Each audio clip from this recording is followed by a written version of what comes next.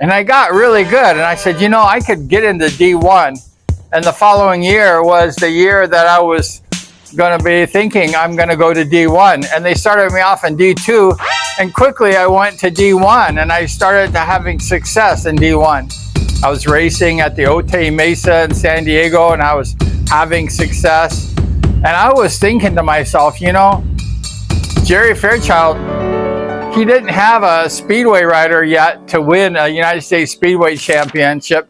Dub got second place in the 75 Nationals, which was pretty close.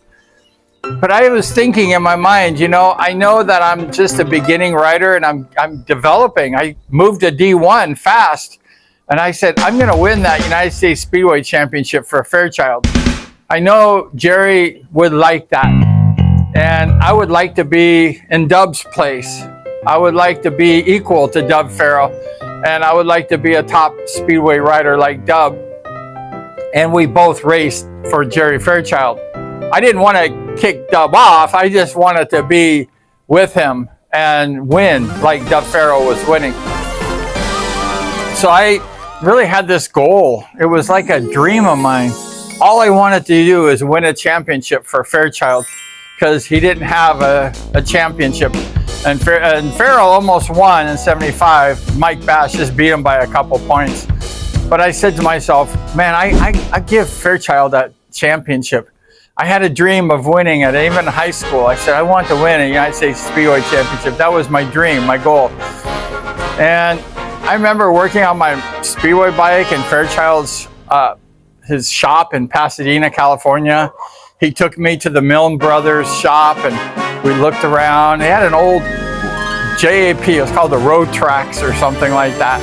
And it was cool just seeing Jack Milne's stuff. And it, you know, it was kind of, I didn't understand at the time though, because I was just a young 16, 17-year-old boy. And I had no idea about this history of Speedway at all. Now I really appreciate it, but back then I think I didn't. And then in Jerry's shop, he had all the old JPs that were used at the Whiteman Stadium when he brought like 15 JPs. And I saw all these JPs every day when I was working on my bike, prepping my bike at the Fairchild's shop. And I said to Jerry, what's all this junk doing here? There's all these ugly old 1930 JPs. They look like they were horrible. They didn't even run. And Jerry says, oh no, they're very good JPs. And, you know, they're very good. And I was like, oh, they look like a pile of crap to me as a 16, 17-year-old boy who didn't know any better.